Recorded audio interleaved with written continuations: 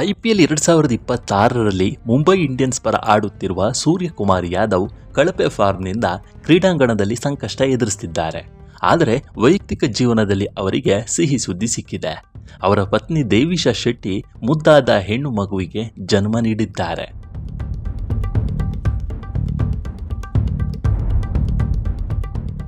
ಈ ಸಂತಸದ ಸುದ್ದಿಯನ್ನ ಸ್ಕೈ ತಮ್ಮ ಇನ್ಸ್ಟಾಗ್ರಾಂನಲ್ಲಿ ಹಂಚಿಕೊಂಡಿದ್ದಾರೆ. ಇದು ಕಳಪೆ ಫಾರ್ಮ್ನಿಂದ ಬಳಲುತ್ತಿದ್ದ ಸ್ಕೈಗೆ ಹೊಸ ಹುಮ್ಮಸ್ಸು ನೀಡಿದೆ. ಮುಂಬೈ ಇಂಡಿಯನ್ಸ್ ತಂಡದ ಪರ ಆಡುತ್ತಿರುವ ಸೂರ್ಯಕುಮಾರ್ ಯಾದವ್ಗೆ ಈ ಸೀಸನ್ ಅಂದುಕೊಂಡಂತೆ ನಡೆದಿಲ್ಲ.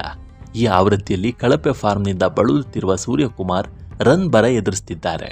ಹೀಗಾಗಿ ಸಾಕಷ್ಟು ಟೀಕೆಗಳಿಗೆ ಗುರಿಯಾಗಿರುವ ಸೂರ್ಯಕುಮಾರ್ಗೆ ವೈಯಕ್ತಿಕ ಬದುಕಿನಲ್ಲಿ ಸಿಹಿ ಸುದ್ದಿಯೊಂದು ಸಿಕ್ಕಿದೆ.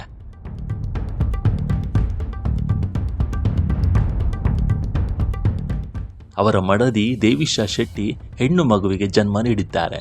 ಸ್ವತಃ ಸೂರ್ಯಕುಮಾರ್ ಯಾದವ್ ಈ ವಿಷಯವನ್ನು ತಮ್ಮ ಅಧಿಕೃತ ಇನ್ಸ್ಟಾಗ್ರಾಂ ಖಾತೆಯಲ್ಲಿ ಹಂಚಿಕೊಳ್ಳುವ ಮೂಲಕ ಮಾಹಿತಿ ನೀಡಿದ್ದಾರೆ. 2016ರಲ್ಲಿ ದಾಂಪತ್ಯ ಜೀವನಕ್ಕೆ ಕಾಲಿಟ್ಟಿದ್ದ ಈ ಜೋಡಿ 10 ವರ್ಷಗಳ ನಂತರ ಪೋಷಕರಾಗಿದ್ದಾರೆ.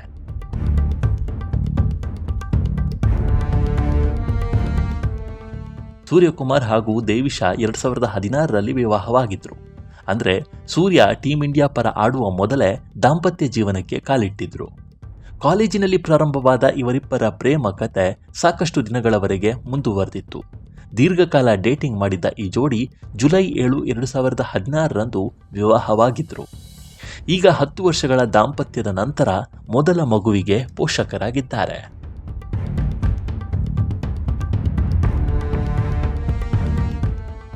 ಸೂರ್ಯಕುಮಾರ್ ಯಾದವ್ಗೂ ಕರ್ನಾಟಕಕ್ಕೂ ಅವಿನಾಭಾವ ಸಂಬಂಧವಿದೆ. ಸೂರ್ಯ ಅವರ ಮಡದಿ ದೇವಿಶಾ ಶೆಟ್ಟಿ ಉಡುಪಿ ಜಿಲ್ಲೆಯ ಕಾಪು ತಾಲೂಕಿನ ಮೂಲದವರು. ಇವರ ಕುಟುಂಬ ಸದ್ಯ ಮುಂಬೈನಲ್ಲಿ ವಾಸವಾಗಿದೆ. ಈ ದಂಪತಿಗೆ ಕಾಪು ಮಾರಿಯಮ್ಮ ಆರಾಧ್ಯ ದೈವವಾಗಿದ್ದು ಆಗಾಗ್ಗೆ ಈ ದೇವಾಲಯಕ್ಕೆ ಭೇಟಿ ನೀಡುತ್ತಿರುತ್ತಾರೆ.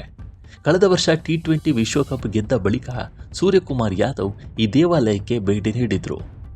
2026ರ IPLನಲ್ಲಿ ಸೂರ್ಯ ಬ್ಯಾಟಿಂಗ್ನಲ್ಲಿ ಸಂಪೂರ್ಣ ವಿಫಲರಾಗಿದ್ದಾರೆ. ಈ ಆವೃತ್ತಿಯಲ್ಲಿ ಅವರು ಇಲ್ಲಿಯವರೆಗೆ ಕೇವಲ 1 ಅರ್ಧಶತಕವನ್ನು ಮಾತ್ರ ಗಳಿಸುವಲ್ಲಿ ಯಶಸ್ವಿಯಾಗಿದ್ದಾರೆ.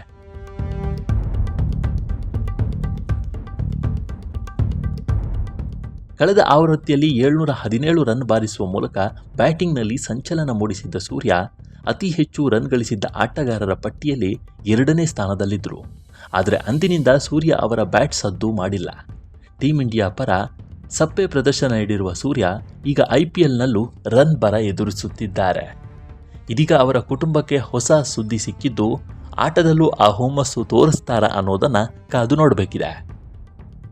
ಈ ಬಗ್ಗೆ ನಿಮ್ಮ ಅಭಿಪ್ರಾಯವನ್ನು ಕಾಮೆಂಟ್ ಮೂಲಕ ತಿಳಿಸಿ. ಮುಂದಿನ ವಿಡಿಯೋದಲ್ಲಿ ಸಿಗೋಣ. ನಮಸ್ಕಾರ.